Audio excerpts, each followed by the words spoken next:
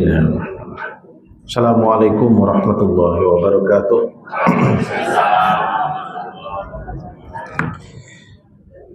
Innal hamdalillah nahmaduhu wa nasta'inuhu wa nastaghfiruh wa na'udzu billahi min shururi anfusina wa min sayyiati a'malina may yahdihillahu fala mudilla lahu wa may yudlilhu fala hadiya lahu. Asyhadu an la ilaha illallah wahdahu la syarika lah wa asyhadu anna Muhammadan 'abduhu wa rasuluh.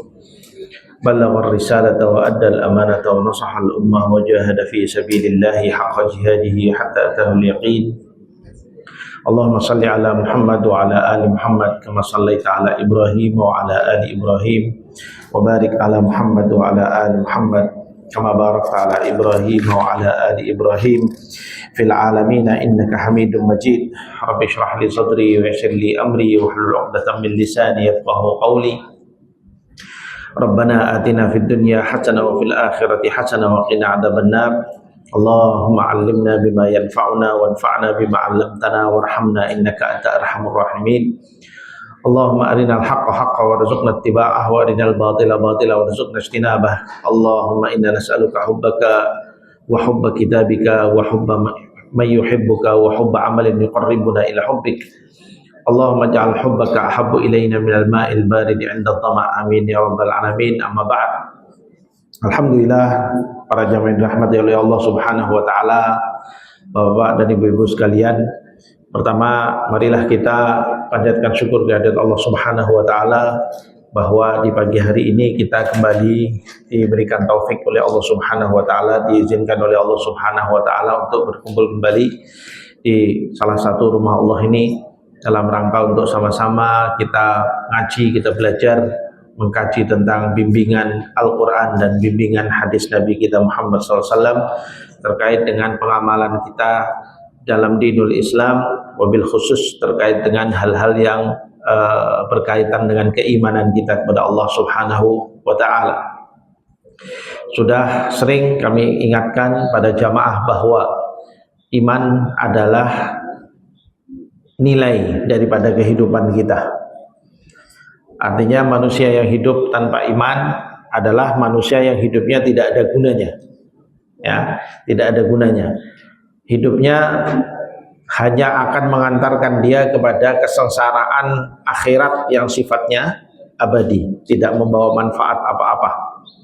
Oleh karena itu, sudah seyogianya seorang mukmin itu benar-benar berusaha untuk menjaga keimanan yang ada di dalam dirinya.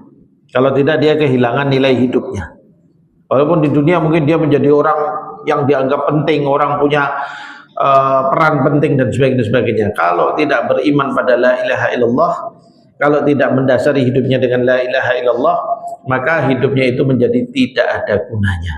Ya, tidak ada gunanya. Dia berguna buat manusia, tapi buat dirinya sendiri tidak membawa manfaat apa-apa, kecuali hanya berujung dan pasti akan berujung kepada penyesalan di akhirat.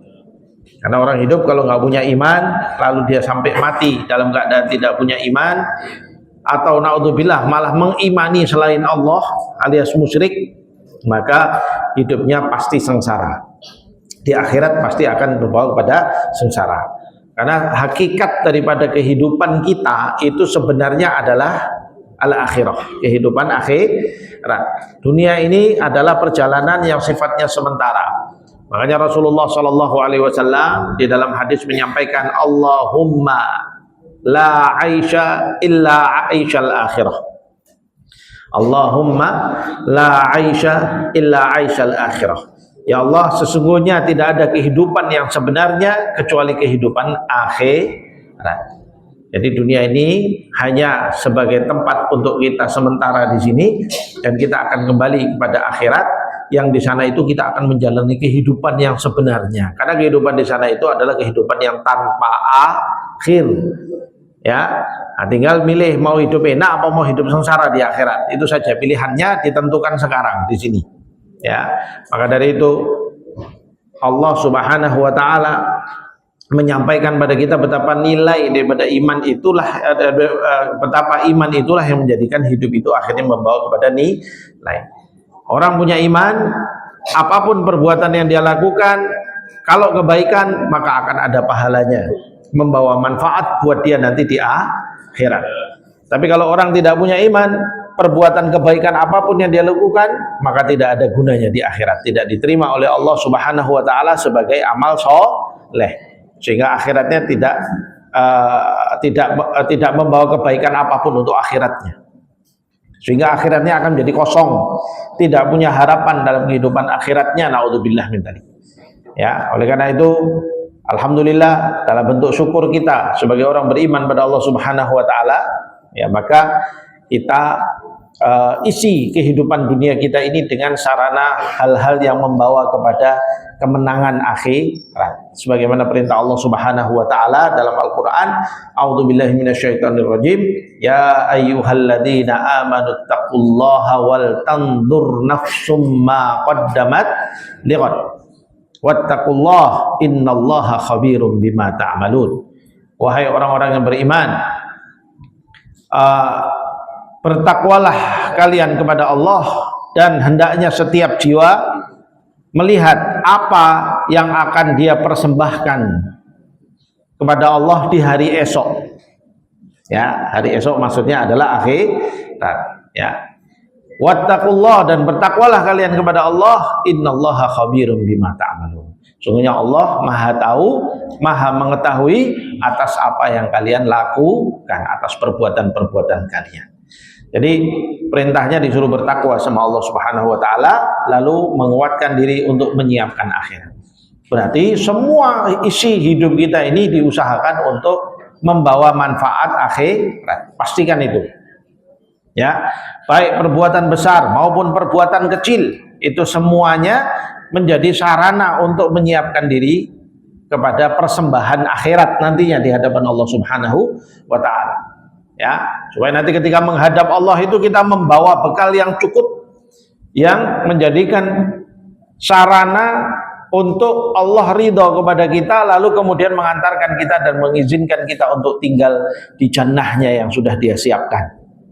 Amin ya rabbal alamin.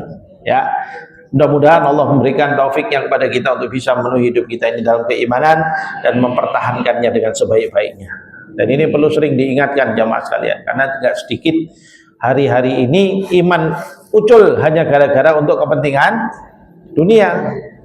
Dan itu sudah diberitahukan, sudah diprediksikan, sudah diinformasikan oleh Rasulullah Shallallahu Alaihi Wasallam bahwasanya di akhir zaman nanti itu kondisi itu iman itu berat ujiannya.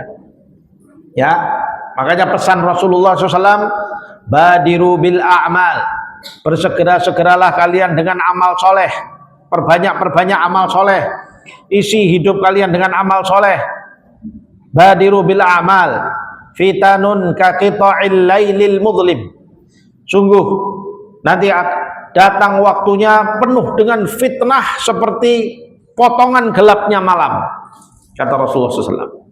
Ya, fitanun kaqita'il lailil mudlim. Yusbihul mu'minu yusbihur rajulu mu'minan wa yumsi kafiran wa yumsi mu'minan au yusbihu wa yusbihu kafiran. Seorang hidup pada zaman seperti itu penuh dengan fitnah itu nanti, bahkan sampai seorang itu paginya masih mukmin, sorenya menjadi kafir. Atau sorenya masih mukmin tapi paginya menjadi kafir. Kenapa? Yabi'u dinahu bi'aradin minad dunya. Dia menjual agamanya, menjual imannya dengan sepotong dunia. Ya, dengan sepotong dunia. Kenapa Rasulullah mengatakan bi'aradin minad dunya, sepotong dunia? Karena nggak ada manusia bisa menguasai, memiliki seluruh dunia, itu nggak ada. Sak sugih-sugihnya wong, ya, nggak ada yang dia memiliki seluruh dunia ini adalah milik saya. Siapa? Ada yang begitu? Anda katalah Anda jadi orang kaya, wes pokoknya sugih, laut dipageri, ya. PN seberapa sih Anda bisa menguasai? Ya, mau mageri langit dipageri. Ya. Seberapa? Kalau nanti bumi itu kita kalau menjauh dari bumi, memfoto dari jauh, ternyata yang dipageri itu cuma setitik saja. Ya, cuma setitik saja. Oh, Ustaz, kalau jadi presiden kan kita bisa menguasai satu negara. Tapi Anda kan jadi presiden bukan sebagai pemiliknya negara. Ya, makanya kalau jadi presiden jangan kemudian merasa memiliki negara. Tapi Anda itu sebagai orang yang diamanahi untuk memimpin negara, memimpin rakyatnya kepada kehidupan yang makmur. Dan Anda akan ditanya di hadapan Allah Subhanahu wa taala atas amanah itu semuanya. Tentang jadi presiden terus merasa dirinya ini negara milikku. Sejak kapan kita ngasihkan sama dia? Nggak pernah. Di dunia ini ada orang jadi presiden kemudian merasa dirinya pemilik negara. Tidak, dia pemimpin negara. Dia diamanahi untuk memimpin rakyat yang ada di situ untuk menuju kepada kehidupan yang adil, makmur, sejahtera, dan diridhoi oleh Allah Subhanahu wa taala. Itu yang paling penting. Ya, hidup adil, makmur, sejahtera tapi dibenci oleh Allah Subhanahu wa taala, wah itu ciloko mencit. Ya, kecelakaan besar. Kenapa? Orang jadi nggak tahu, hidupnya hanya dunia saja lalu kemudian lupa terhadap akhiratnya. Maka itu amanah seorang pemimpin seperti itu. Ya, makanya Rasulullah katakan di akhir zaman ketika fitnah sudah begitu besar meluas seperti potongan malam, kata Rasulullah SAW, ya, jadi kita itu kalau di tengah gelap gulita potongan malam itu, Bapak Ibu sekalian, mau ngelihat ke arah manapun gelap hitam, ya kan?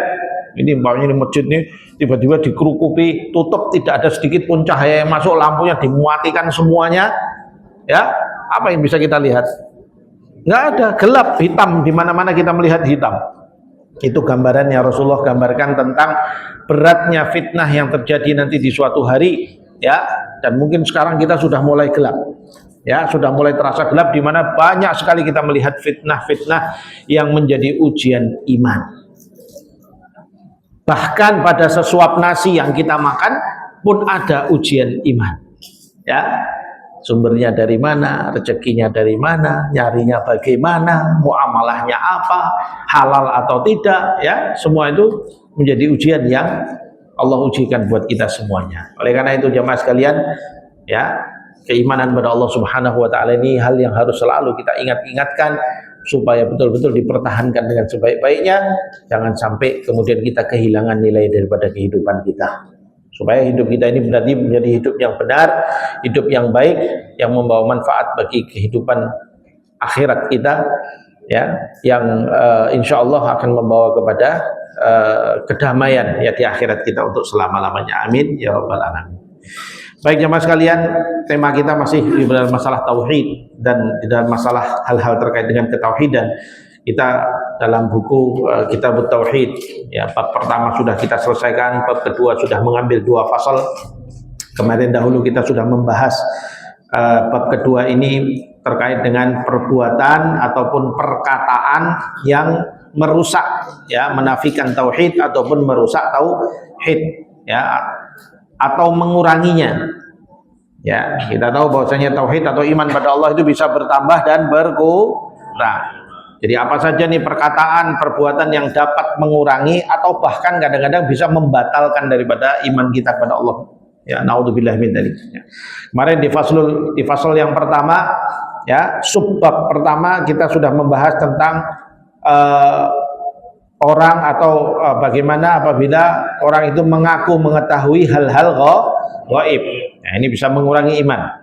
Kalau sampai dia mengaku mengetahui hal-hal gaib, menurut Imam Syafi'i, hal itu bisa membatalkan iman. Karena hal-hal gaib itu termasuk hal yang menjadi ilmunya Allah yang tidak diketahui oleh siapapun kecuali yang diberitahu oleh Allah Subhanahu wa taala.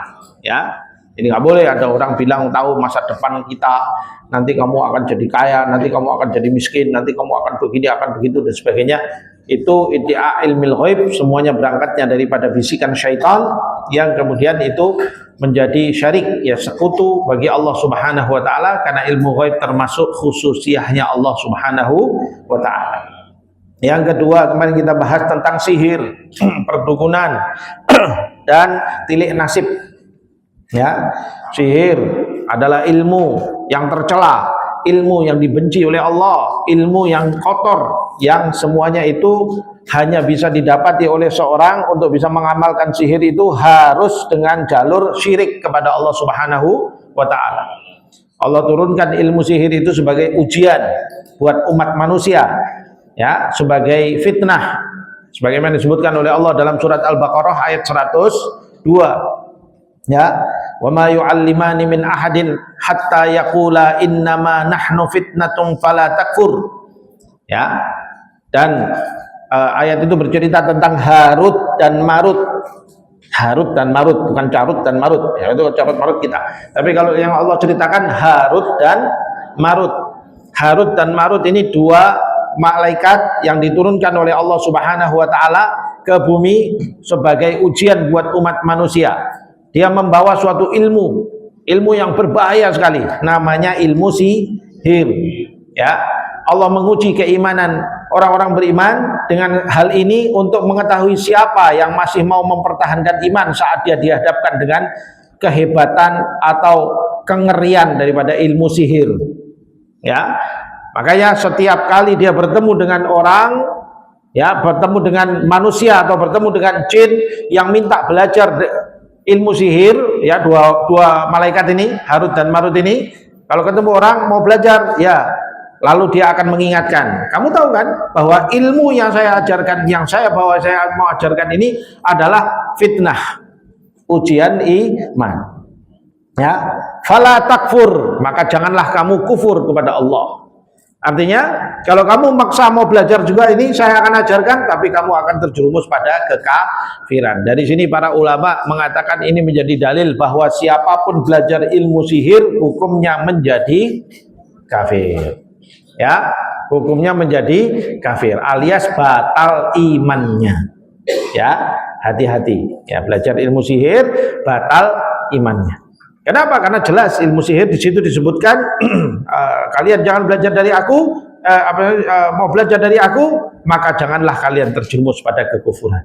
Begitu. Tapi sebagian dari manusia tidak kuat imannya. Mereka lebih mendahulukan syahwat dan hawa nafsunya. Mereka melihat bahwa ilmu sihir itu bisa menjadikan dia memenangkan dunia yang banyak. Ya, memenangkan syahwatnya dan sebagainya, maka nggak peduli lagi sama iman, maka mereka belajar ilmu sihir dan mereka amalkan itu, akhirnya terjerumus pada kekufuran. Ya, sehingga tersebarlah ilmu sihir itu di umat manusia pada saat itu, sampai kemudian banyak manusia karena memang mereka ini dikuasai oleh syahwat dan hawa nafsu dan permainan syaitan bermain di situ, lalu kemudian mereka berbuat berbagai bentuk kejahatan di muka bumi dengan menggunakan sihir. Bahkan penguasa-penguasa itu kalau dia mau melanggengkan kekuasaannya, raja-raja dulu itu biasanya pakai tukang sihir. Ya, zaman dulu. Zaman sekarang juga gitu, ketok. Ya, mesti nek wong dadi mesti ana dukune. Ya, para tidak normal dan dukun-dukun. Ya. Lalu ada saja itu. Ya. Jadi kan tidak percaya, coba nanti kalau ngumpul sama para poro-poro elit gitu ya negara itu, ternyata punya dukunnya masing-masing. Ya, berarti wah karakternya sama-sama Fir'aun. Fir'aun itu dia mempertahankan eksistensi raja dia dengan para tukang-tukang sihir. Ya, makanya ketika datang Musa melawan dia, ya, lalu kemudian melihat Musa diberi oleh Allah Subhanahu wa taala mukjizat yang seperti sihir, tapi dia bukan sihir. Kenapa? Nabi Musa itu diberinya adalah mukjizat, bukan sihir. Ya, jadi itu perbuatan siapa? Perbuatan Allah Subhanahu wa taala. Tongkat dilemparkan jadi ular. Ya. Tangan dimasukkan ke dalam ketiak begini, dikeluarkan cahaya yang begitu besar dan begitu tinggi dan kemudian memberikan banyak manfaat buat umat manusia. Itu Nabi Musa. Akhirnya kemudian Firaun bilang, "Alah, kalau sihir-sihiran ngono, aku yang duit tukang sihir. Selama ini dia menakut-nakuti rakyatnya dengan sihir-sihirnya." Ya, dengan tukang-tukang sihirnya itu. Ya, lalu kemudian dipanggillah tukang sihir. Nih, dia nyebut Nabi Musa itu pakai sihir. Ya, karena dia nggak beriman sama Allah. Nabi Musa bilang ini mukjizat, ini bukan sihir. Ya, kemudian panggil tukang sihir sana. Dia bisa bikin tongkat jadi ular. Kalian bikin apa? Mereka bilang, wah, kami bikin tali jadi ular. Akhirnya diadu tuh. Ternyata kalah semua sihir-sihir mereka, karena sihir-sihir mereka hanyalah khayal. Ada yang permainan tadi itu, ilmu sihir tadi itu.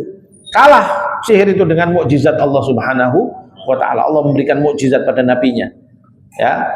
Lalu kemudian karena sudah kalah, biasa penguasa itu kalau sudah kalah terus urek. Maunya apa? Nangkep, menjarakan, bunuh, kan gitu. Sampai kemudian akhirnya Nabi Musa bersama dengan kaumnya dikejar-kejar, ternyata malah apa? Dilelepkan oleh Allah Subhanahu wa taala di lautan. Ya. Tutup di lautan. Dihancurkan oleh Allah Subhanahu wa taala di lautan. Itu penguasa zaman dulu. Penguasa zaman sekarang juga modelnya sama. Ya, dukun-dukun zaman sekarang kalau udah pemilu loh, payu nih Bu. Ya, payu. Nanti kalau sudah gitu nanti melanggengkan itu. Ya, ada sebagian mereka tuh nanti menggunakan cincin-cincin gedenya kemudian ada yang menggunakan kalung tertentu, ada yang melakukan ritual tertentu. Ya, nah, ini sihir di zaman dahulu sampai sekarang masih saja dilakukan dan ini semua fitnah. Ya, demi apa mereka melakukan itu? Demi melanggengkan jabatannya, demi melanggengkan kekuasaannya. Ya, sedikit dari para pemimpin di dunia ini yang masih mentauhidkan Allah Subhanahu wa taala dan akan terlihat bahwa mereka pemimpin yang demikian adalah mereka yang menjaga amanah, sadar bahwa kepemimpinan adalah sebuah amanah yang harus dijaga. Ya, nah itu. Nah, maka kita kemarin sudah bahas masalah sihir ini, nggak perlu kita ulang lagi, nanti kalau nggak maju-maju nanti kita. Ya. Hari ini kita masuk pada fasal yang ketiga, subbab yang ketiga, pembahasan di antara hal-hal yang bisa merusak iman, atau mengurangi kualitas daripada iman di dalam diri seseorang adalah taqdimul qarabin wan nuduri wal hadaya lil mazarati wal quburi wa ta'zimiha. Membuat persembahan-persembahan, ya, dan mengajukan nadar-nadar atau hadiah-hadiah, sajen-sajen, ya, lil mazarat, ke tempat-tempat yang dianggap keramat, wal kubur atau kuburan-kuburan, ya, dan perbuatan mengagung-agungkan tempat yang demikian. Jadi ini judulnya agak panjang ini, ya, yaitu perbuatan suka memberikan sajen-sajen, ya, suka memberikan mungkin sesembahan, hadiah-hadiah, ya, untuk mendekatkan diri kepada tempat-tempat yang keramat, dianggap keramat, baik itu bentuknya kadang pohon budi gitu ya, kemudian atau bentuknya gua, ya, atau bentuknya nanti batu, ya, atau sungai, ya, sungai dan sebagainya. Itu tempat yang dianggap keramat. Padahal cerita kekeramatan itu nanti semuanya adalah dibuat-buat oleh syaitan.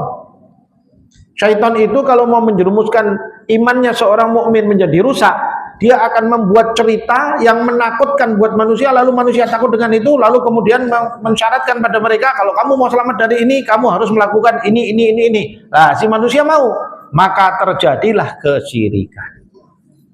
Lah kok bisa mau? Kenapa Ustadz? Karena nggak ngaji iman sama kita, ya, nggak belajar iman.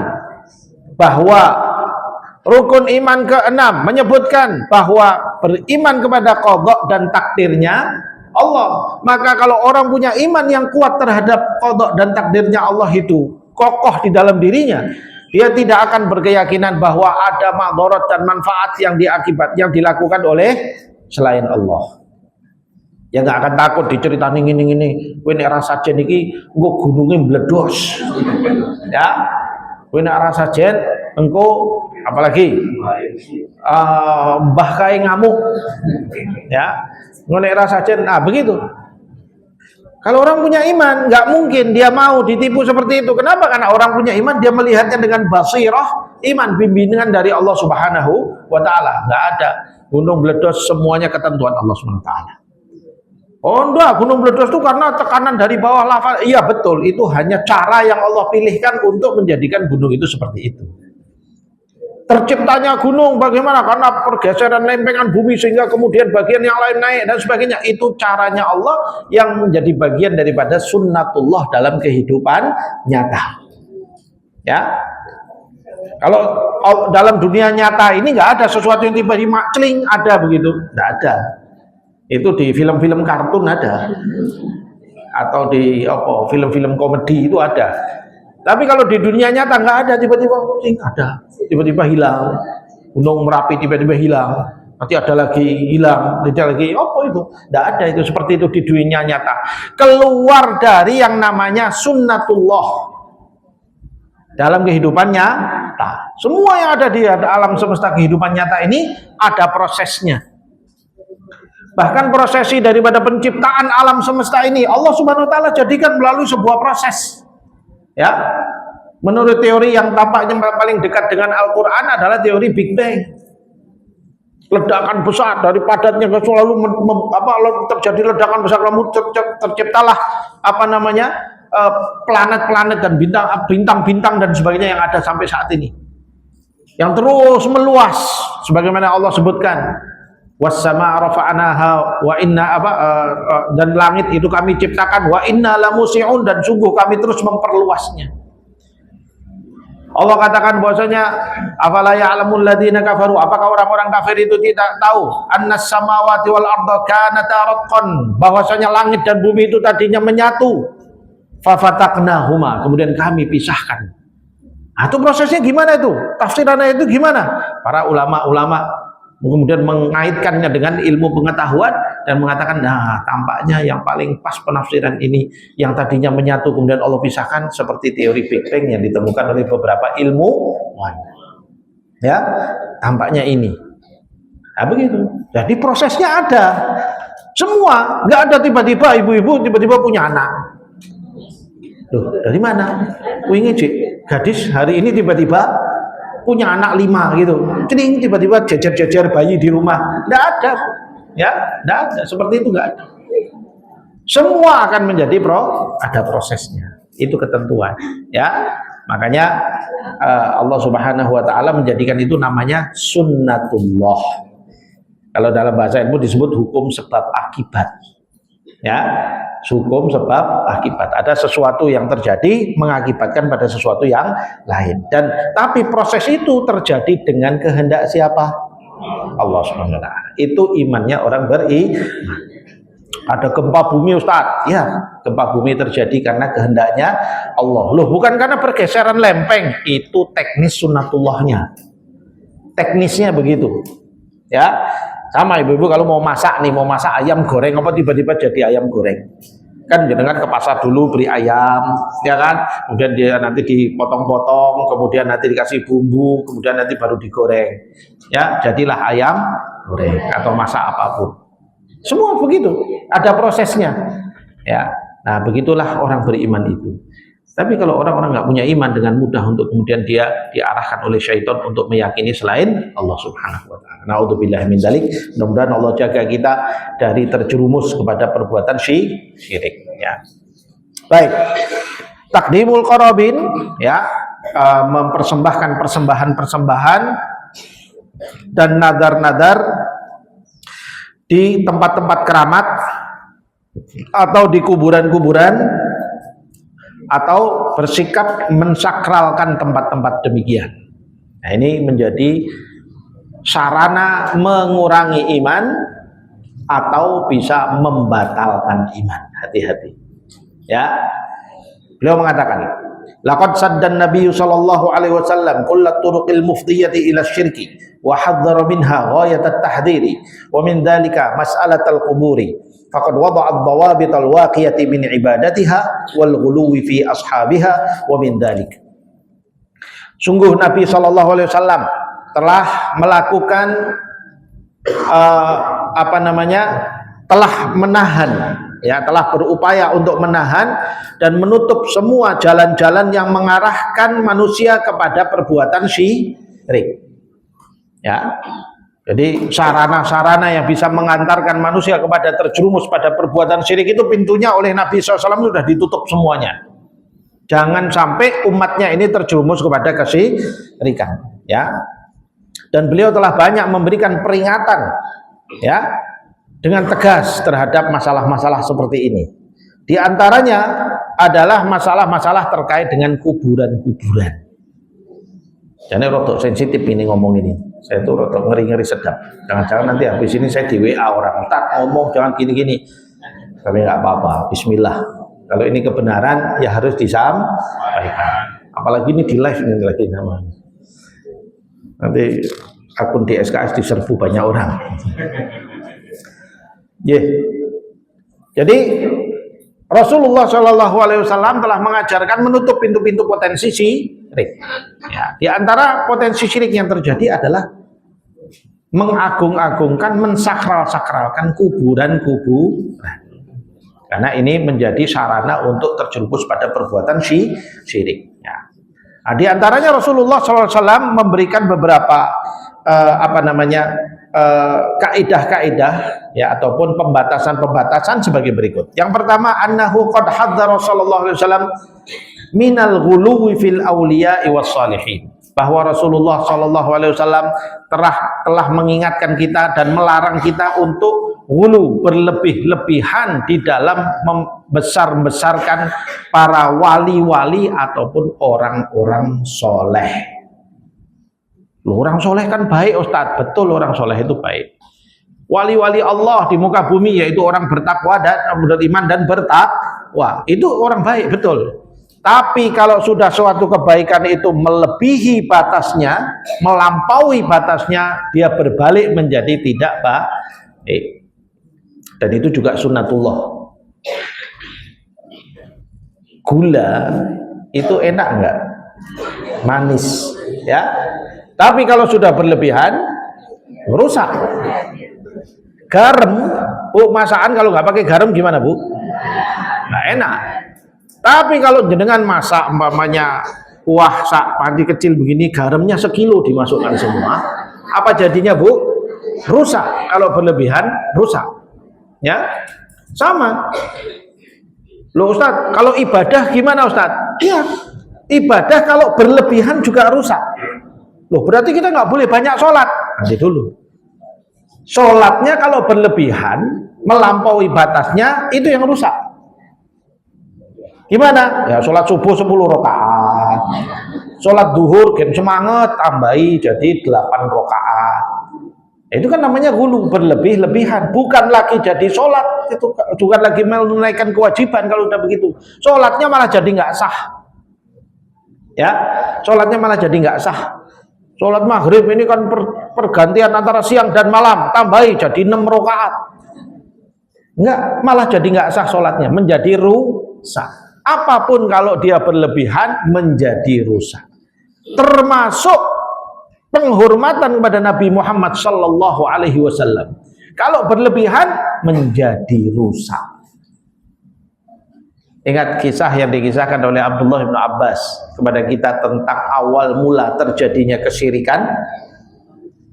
Itu ada di dalam tafsir firman Allah Subhanahu wa taala surat Nuh, saat Allah Subhanahu wa taala berfirman, la tadarunna alihatakum. Ya. La tadarunna alihatakum wa la tadarunna waddan wa la suwa'an wa la yaghutha wa ya'uqa wa nasra. Ya. Kaumnya Nabi Nuh itu mereka saking melawan dakwahnya Nabi Nuh pada saat itu, mereka mempertahankan berhala-berhala yang mereka sembah pada saat itu. Ada 5 berhala. Waddan, Suwa'an, Yaghuthan, Ya'uqan, dan Nasran. Di situ disebut oleh Allah nama-namanya dalam ayat itu. Siapa 5 nama ini? Kata Ibnu Abbas, ini dulunya orang-orang soleh. Dulunya orang-orang soleh, lalu kemudian orang dibuat oleh syaitan itu hulu kecintaannya kepada orang-orang soleh ini, dilebih-lebihkan, diperbesar-besarkan sampai kemudian mereka terjerumus syirik.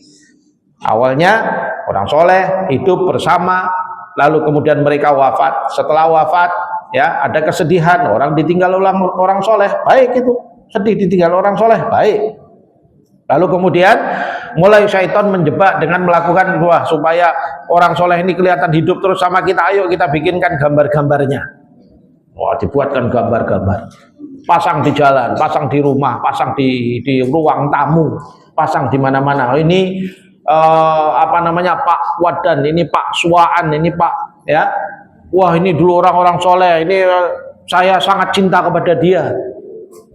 Terus lama-lama kemudian syaitan mulai membisikkan bisikan barunya dengan mengatakan, kalau kamu mau doa kamu semakin terkabul, kamu dekat tuh sama foto-foto, gambar-gambar itu. Foto belum ada zaman itu ya, adanya gambar ya. Dekat sama gambar-gambar itu. Supaya gambarnya kelihatan lebih mantap, dibuat yang 3 dimensi, apa? Patung. Ya, di zaman itu. Lalu kemudian disuruh mendekat di situ, kalau mau doa sama Allah mendekat ke situ, karena supaya apa? Pengaruh kesolihannya, dia ini dulu ya, nanti supaya doa kamu terkabul sama Allah Subhanahu wa taala. Gitu bisikannya. Akhirnya mereka kalau doa sama Allah mendekat ke patung-patung itu. Ya, terus lama-lama lagi nanti syaitan membisikkan pada mereka dengan mengatakan, kalian kalau doa sekarang sama Allah walaupun mendekat sudah nggak didengarkan oleh Allah, tapi sekarang kalian mintalah kepada Dia supaya Dia minta sama Allah. Maka terjadilah kesyirikan. Ya, setan itu mau menggoda orang itu juga bertahap. Ya, kalau orangnya pinter, wah itu tahapannya panjang. Tapi kalau orangnya malas ngaji, wah tahapannya pendek. Alah, ini paling sesuk entek gitu. Ya, gampang ini. Ya nggak mau belajar, nggak mau ngaji, nggak mau mempertahankan imannya.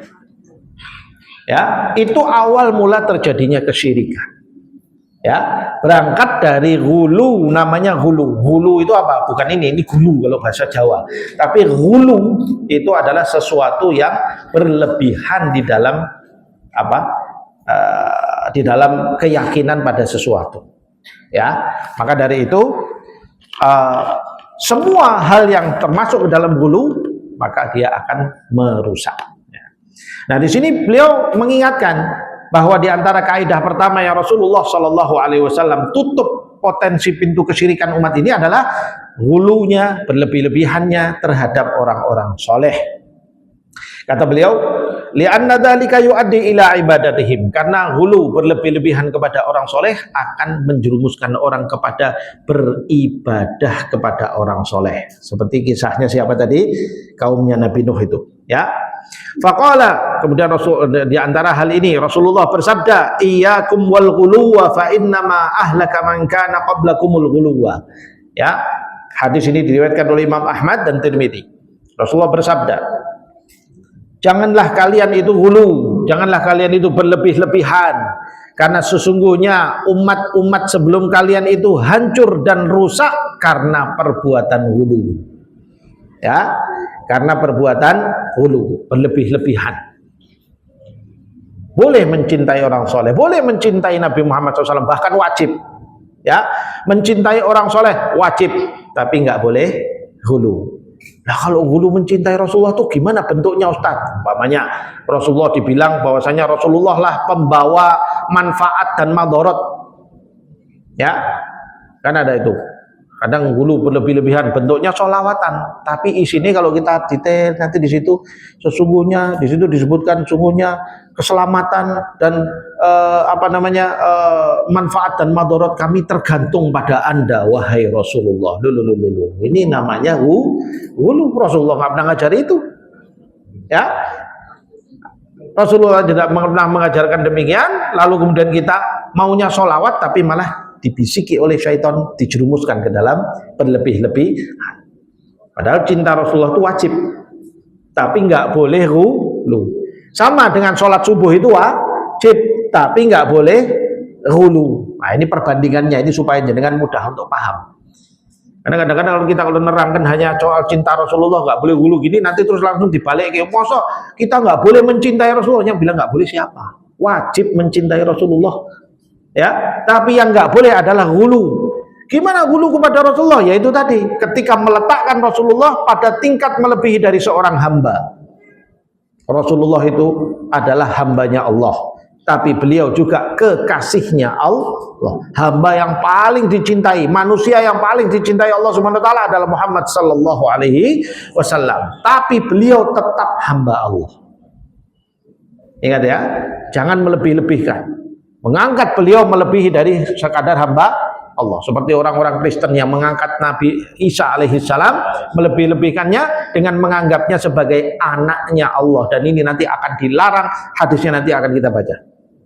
Ya, kalau kemudian ada orang mengatakan alam semesta ini diciptakan itu ya karena Nabi Muhammad. Ya, Ini namanya Nur Muhammad. Ya. Dan ini cahaya Muhammad. Jadi semua wujud ini diwujudkan demi Muhammad. Apakah Allah pernah menyampaikan itu? Tidak. Yang Allah sampaikan kepada kita adalah wa ma khalaqtul jinna wal insa illa liya'budun. Yang Allah sampaikan kepada kita bahwa tiadalah aku ciptakan jin dan manusia kecuali tujuannya adalah untuk beribadah kepadaku. Enggak pernah Allah bilang dalam Al-Qur'an, aku ciptakan jin dan manusia karena Nabi Muhammad akan muncul nanti. Enggak pernah. Aku ciptakan Adam karena nanti akan muncul Muhammad. Enggak pernah. Ya. Jangan keliru. Karena kalau tidak nanti kita akan dibelokkan oleh syaitan. Oh, berarti kita hidup ini demi Muhammad sallallahu alaihi wasallam. Terjadilah kesyirikan. Paham jemaah sekalian? Ini caranya syaitan, sebagaimana syaitan dulu menjerumuskan kaumnya Nabi Nuh, ya, atau sebelum Nabi Nuh sebenarnya itu, ya. Lalu kemudian ketika mereka sudah terjerumus pada syirik, Allah mengutus Nabi Nuh untuk menyelamatkan mereka. Bayangkan, sudah kasep sampai kemudian nggak ada yang mengikut dakwahnya Nabi Nuh. 1000 tahun beliau berdakwah, yang ikut cuma 80-an orang. Saking keletnya itu syirik di pikirannya mereka itu, ya. Nabi Nuh sudah sampai betul-betul kewalahan mendakwahi mereka, sehingga kemudian Allah memutuskan untuk menghancurkan semuanya dengan banjir dan menyelamatkan Nabi Nuh saja bersama dengan umatnya di atas kapal perahu. Jadi kayak kehidupan itu oleh Allah di-reset dari nol lagi, ya. Hanya diwujudkan manusia-manusia yang beriman kepada Allah Subhanahu wa taala. Sudah kasep, sudah nggak bisa diperbaiki. Ya, la haula wala quwwata. Ini bahayanya ghulu, ya. Maka Rasulullah mengingatkan seperti dalam hadis ini tadi, janganlah kalian ghulu, karena sesungguhnya umat-umat sebelum kalian telah hancur karena perbuatan ghulu, ya, berlebih-lebihan. Waqala, dan Rasulullah bersabda, la tatruni kama atratin nasara ibn Maryam, innama ana abdun faqulu abdullahi wa rasuluh. Ya, hadis riwayat Bukhari. Janganlah kalian memujaku sebagaimana orang-orang Nasara memuja Isa ibnu Maryam. Ini yang barusan tadi saya sampaikan. Ya, dilarang oleh Rasulullah SAW kita memuji atau memuja Rasulullah SAW melebihi daripada kadarnya sebagai hamba. Janganlah kalian memujaku sebagaimana orang-orang Kristen memuja siapa? Isa ibnu Maryam. Ya, innama ana abdun, sesungguhnya aku hanyalah tetap hamba. Ini penegasan dari Rasulullah. Ini hadis Bukhari, Bu. Ini sahih hadisnya, ya. Sesungguhnya aku adalah tetap hamba. Faqulu, maka ucapkanlah tentang aku Abdullahi wa rasuluh, adalah hamba Allah dan Rasulnya. Beliau Muhammad SAW adalah tetap hamba Allah dan beliau adalah Rasulnya Allah Subhanahu wa ta'ala. Kita boleh mengatakan beliau sangat dicintai oleh Allah, benar. Beliau hamba Allah yang paling dicintai oleh Allah, benar. Bahkan lebih dicintai dari Adam alaihi salam, benar, lebih dicintainya. Ya. Beliau memiliki derajat yang sangat tinggi di sisi Allah Subhanahu wa ta'ala, benar, tapi dia tetap hamba. Dia bukan Tuhan. Dia bukan sosok yang kemudian kita jadikan seakan-akan alam semesta ini diwujudkan karena dia. Tidak. Kalau seperti itu maka akan terjadi pengalihan peribadatan, tujuan hidup yang tadinya kepada Allah berpindah kepada Muhammad sallallahu alaihi wasallam, dan itu perbuatan dolim yang paling besar kedolimannya. Mendolimi Allah Subhanahu wa ta'ala dengan menggunakan nama besar Nabi Muhammad sallallahu alaihi wasallam. Kurang ajar nggak itu? Kurang ajar, kerjaannya setan ya begitu itu. Nggak ada setan kok baik. Masa semua setan itu kurang ajar. Ya, bayangkan Allah Subhanahu, dia menggunakan syubhat, masukkan ke dalam pikiran-pikiran manusia, pikiran-pikiran supaya kemudian mengagungkan Nabi Muhammad seakan-akan sama dengan Allah. Di mana pusat daripada poros daripada kehidupan dan alam wujud ini seharusnya kepada Allah, dipindahkan kepada siapa? Muhammad sallallahu alaihi wasallam. Sosok yang paling dicintai oleh Allah Subhanahu wa ta'ala. Ya, Maha suci Allah Subhanahu wa ta'ala atas segala tuduhan-tuduhan demikian, dan bersihlah Nabi Muhammad sallallahu alaihi wasallam dari tuduhan demikian. Beliau tidak pernah mengajarkan kepada kita untuk hal itu.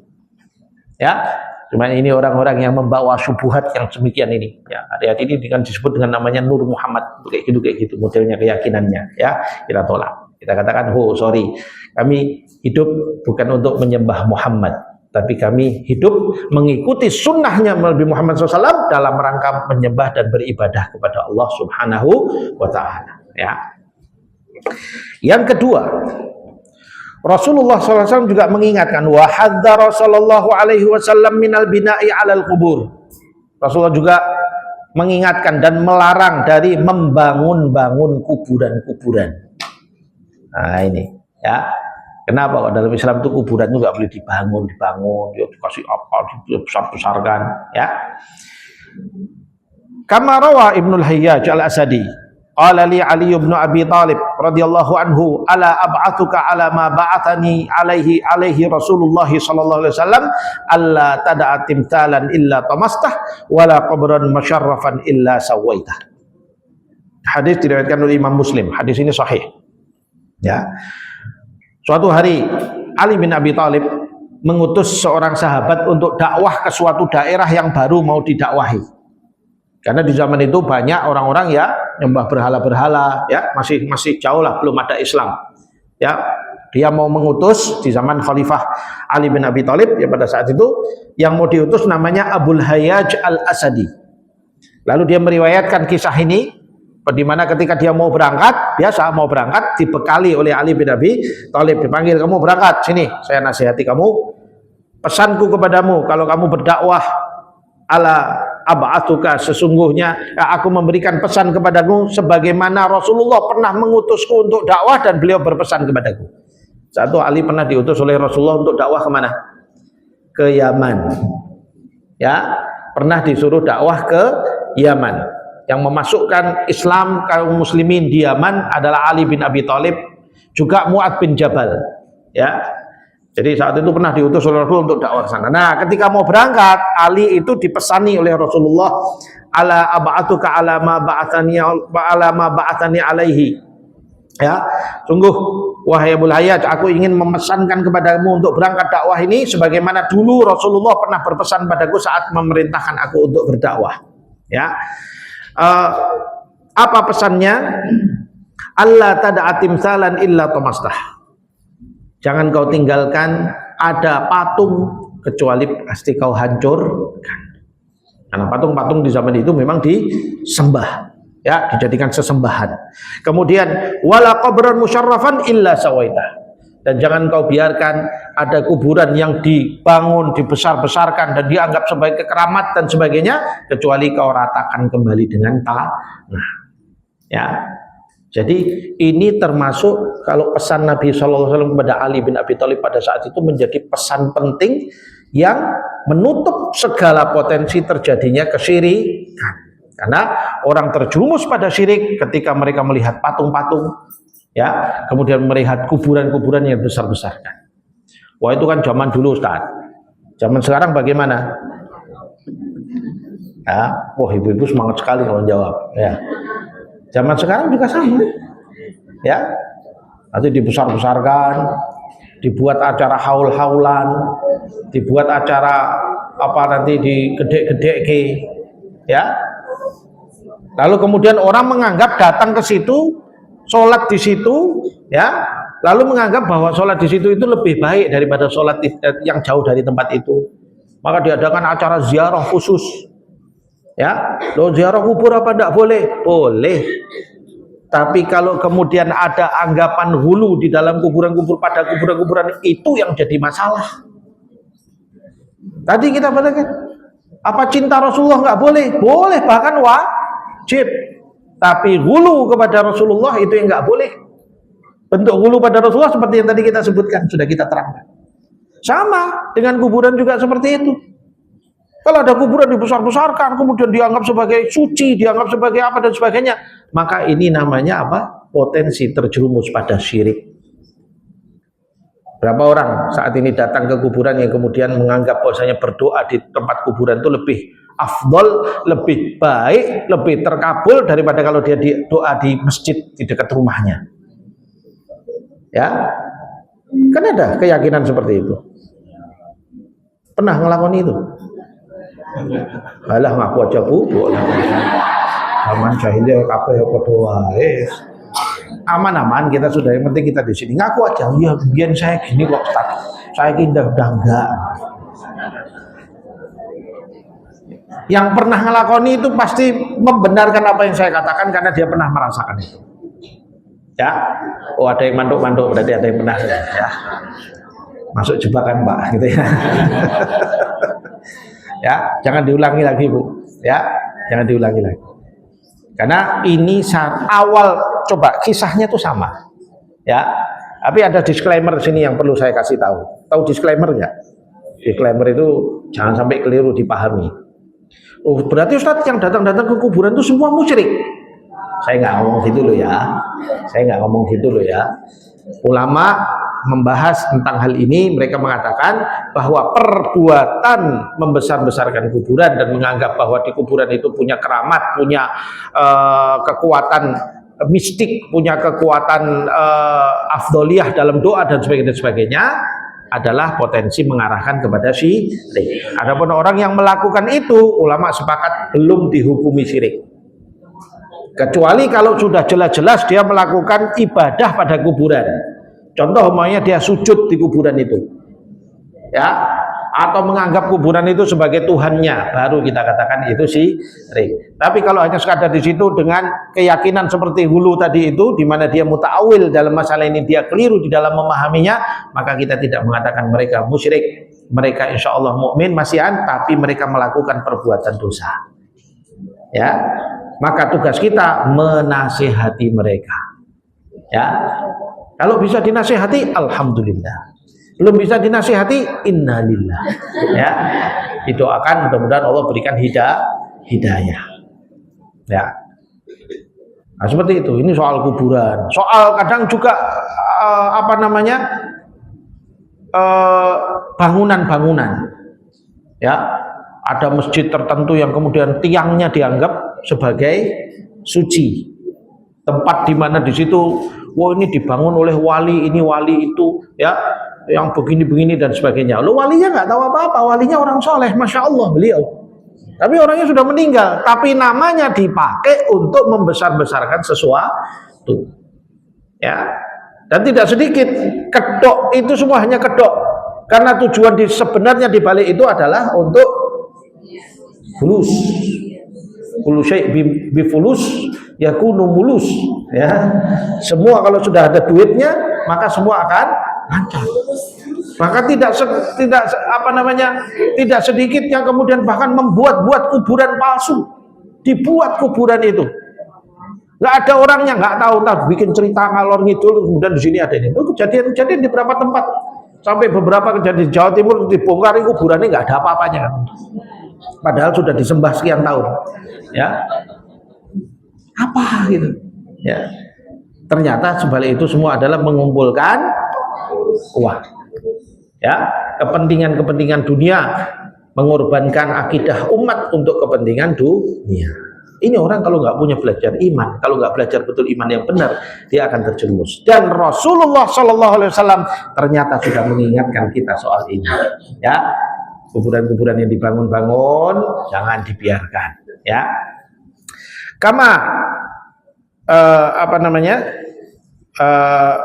sebagaimana pesan Ali bin Abi Thalib tadi itu. Kenapa kok beliau berpesan demikian? Karena memang banyak orang terjerumus pada hal ini.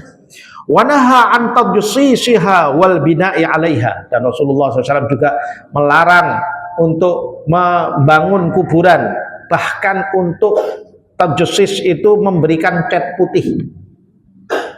Ngecat putih saja nggak boleh seharusnya loh ya.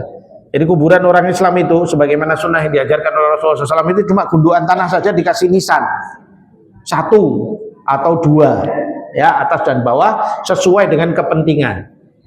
Kebutuhannya apa? Untuk menandai bahwa ini adalah kuburan, itu saja. Ya, tidak ada hal lain. Karena kalau tidak, kalau dibangun, dibuat apa? Dipageri, dikasih lampu-lampu, dikasih ini dan sebagainya, dikasih kembang-kembang, disemproti minyak wangi setiap 2 menit, ya.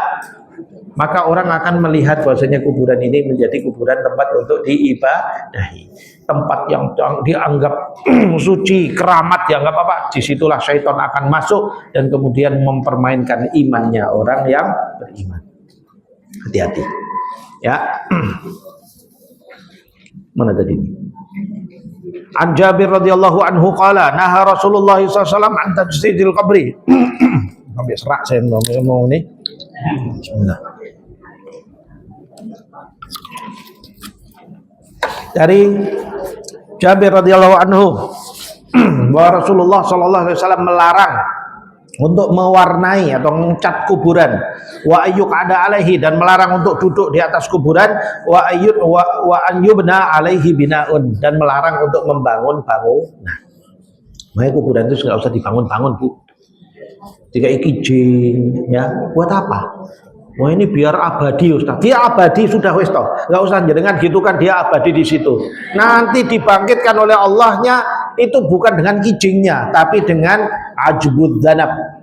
Tulang yang besarnya cuma sebiji sawi yang sekarang ini posisinya masing-masing kita ada di pinggang kita ini. Itu nanti Allah bangkitkan sebagai benih awal ketika Allah membangkitkan manusia. Cuma itu. Nah, dengan kijing-kijingan kok sampai kuburan kebak. Ya, akhirnya kemudian bingung golek panggon go kuburan. Ya, kalau bahasane siapa, Ustadz Sukino ya, mengatakan sing mati malah ngesuk-suk sing urip. Lihat, itu bahasa khasnya Ustadz Sukino ya. Mati malah ngesuk-suk sing urip. Mati wis mati wae, rasa ngesuk-suk sing urip gitu. Jadi yang mati rasa salah apa-apa jenis ya, nggak salah apa-apa. Beliau juga nggak tahu gitu yang mati. Mungkin bisa jadi yang mati juga nggak rela ketika dibangun di kijing, ya bisa jadi nggak rela. Tapi orang yang hidup ini loh, ya yang bikin masalah. Ya maka dari itu, mumpung Anda masih hidup, didiklah keluarga, didiklah anak dan istri kita, bapak-bapak semua, supaya mereka paham nilai-nilai ini semuanya. Karena tidak ada yang bermanfaat buat kita di akhirat kelak kecuali apa yang kita ikuti dari ajaran Rasulullah Sallallahu Alaihi Wasallam. Ya, Rasulullah yang mengajari kita apa, itu yang kita jalani, maka itulah yang kemudian akan menghadirkan kepada kita manfaat di hari akhirat, insya Allah. Ya. Baik, kemudian wa ayunha alaihi wa yubna alaihi binaun, ya, dan tidak boleh dibangun di atas kuburan. Ini semua dalam rangka apa? Dalam rangka untuk menjaga, ya, menjaga potensi kerusakan imannya orang beriman. Jadi Rasulullah itu sangat cinta sama kita semuanya. Gimana caranya supaya imannya orang beriman itu bertahan dan tidak terjerumus pada perbuatan syirik? Maka Rasulullah kasih patok pagar. Nih, ada kuburan jangan dibeginikan, ada orang soleh jangan berlebih-lebihan, ada itu, jadi dipagari, diamankan. Karena kalau enggak nanti akan terjerumus pada perbuatan syirik, dan itu bisa merusak daripada keimanan kepada Allah Subhanahu wa Ta'ala. Masih ada satu poin, tapi waktunya udah jam 8 ya, jadi saya tidak bisa melanjutkan karena ini satu poin ini nanti butuh setengah jam paling tidak. Ya, penjelasannya kita lanjutkan insya Allah nanti di pertemuan yang akan datang tentang taqdimul qarabin, ya, bahaya hulu dan bahaya memberikan sajen dan sebagainya kepada kuburan-kuburan atau tempat-tempat keramat yang dianggap sebagai tempat yang dikeramatkan sehingga membawa kepada kerusakan keimanan. Mudah-mudahan Allah menjaga iman kita dan mudah-mudahan Allah memberikan keistiqomahan pada kita sampai kepada akhir hayat kita dipanggil oleh Allah Subhanahu wa Ta'ala dalam keadaan husnul khatimah. Bismillahirrahmanirrahim. Alhamdulillahirabbil alamin hamdan katsiran thayyiban mubarakan fih ya rabbana lakal hamdu kama yanbaghi li jalali wajhika wa 'azimi sultanik. Allahumma aslih lana sya'nana kullahu wa la takilna ila anfusina tarfata 'ain. Allahumma inna nas'aluka salamatan fid din wa 'afiyatan fil jasad wa ziyadatan fil 'ilm wa barakatan fil rizq wa taubatan qabla al-maut wa rahatan 'inda al-maut wa maghfiratan ba'da al-maut. Allahumma hawwin 'alaina fi sakaratil maut. Allahumma inna nas'aluka husnal khatimah. Allahumma inna nas'aluka husnal khatimah. Allahumma inna nas'aluka husnal khatimah. Allahumma arina haqqa haqqa warzuqna ittiba'ah wa arina al-batila batila warzuqna istinabah. Allahumma ahyina bil Islam. Allahumma ahyina bil iman. Allahumma ahyina bil Quran. Allahumma Allahumma la taftinna ba'dah, Allahumma la taftinna ba'dana ya Allah.